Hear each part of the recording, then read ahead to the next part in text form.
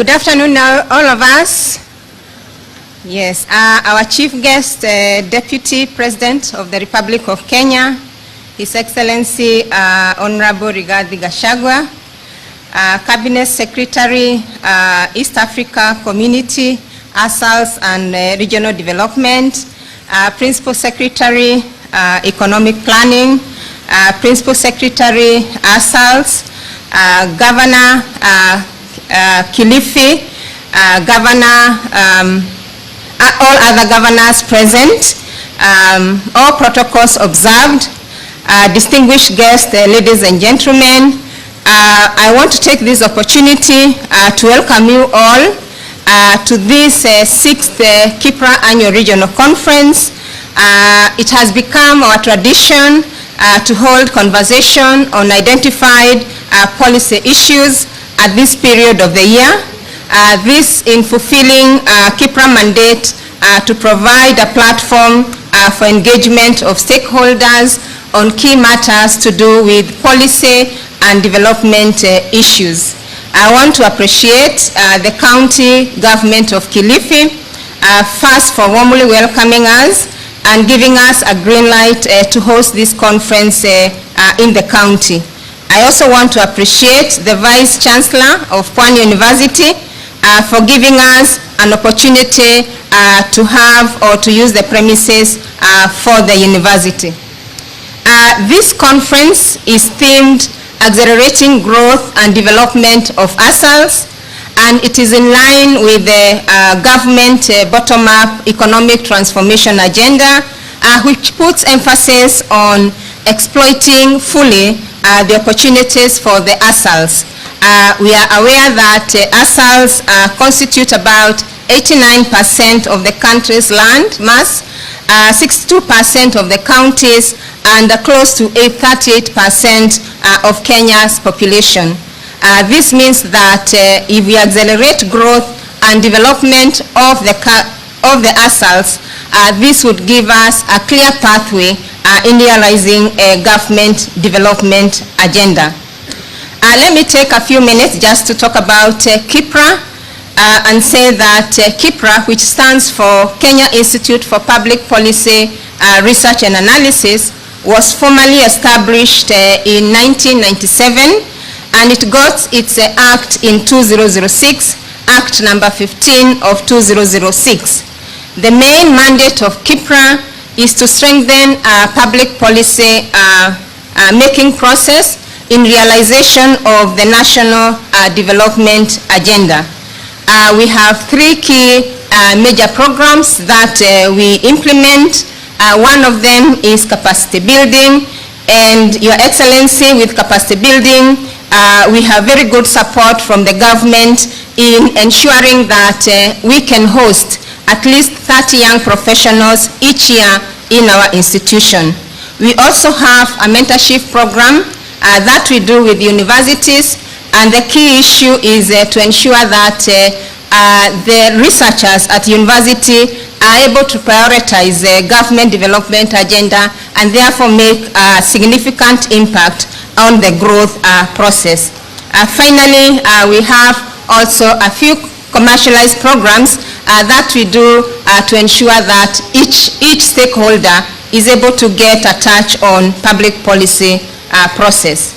The second program that we do is on public policy research and analysis, and under this program, sir, we do a lot of research on economic policy, cutting across all the government ministries, and our research departments, 7 of them, actually mirror the government ministries. We publish each year our flagship report, the Kenya Economic Report, which is a statutory report that we prepare guided by a specific theme. And sir, our Kenya Economic Report this year, 2023, is actually focusing on matters to do with the bottom-up transformation agenda. Finally, we have the program of engagement and networking, and through this program, that is why we are here today with the Kipra Annual Regional Conference, but we also have other forums, including the Kenya Think Tank Forum And currently, we are also running a Youth in Climate Action program, which we have found very important, engaging the youth in thinking about their future by taking care of the climate. Ladies and gentlemen, coming to the 6th Kipra Annual Regional Conference, yesterday we had dinner and we were reminded that it is very possible to actually achieve development if we make clear our policies.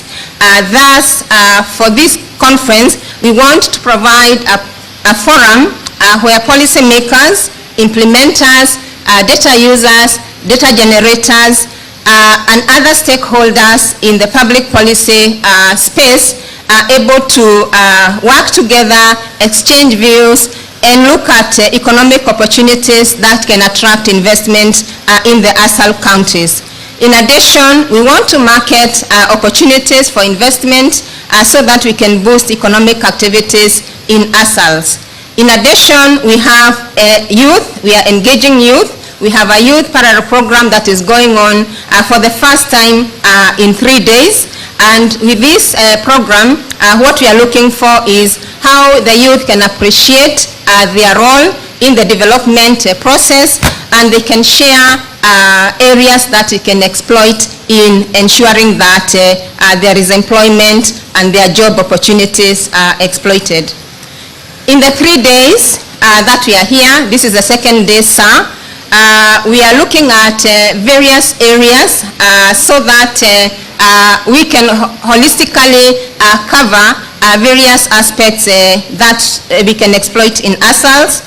And the first thing we are looking at is a transformative economic system in ASAL, looking at how we can maximize welfare of those in arid areas by exploiting profitably pastoralism. Also accelerating infrastructure because we know that when you have infrastructure, you actually expand economic activity. Promoting human capital, we realize that among all the factors of production, human capital is very, very critical, and it dominates all of them. And by exploiting the opportunities to build that human capital in the ASAL areas, we are giving it a significant foundation for economic development. Sir, even in the better, there is a focus on creative economy, and we're actually looking at creative economy and tourism, knowing that ASALs have a rich culture that is displayed in different aspects, including cultural events, museums, archaeological sites, among others. At the foundations, we can't go very far without thinking about peace and security. And with the devolution, we have seen that communities have been given power to drive economic agenda, and we know of the government initiatives in ensuring that we have peace and security, which is very critical for investment. In addition, sir, when you look at the ASAL areas, agriculture dominates in addition to other natural resources. And it is very clear that for Kenya to achieve food security, it is important that ASAL areas are exploited in terms of crop production, livestock production, apiculture, fisheries, and many other.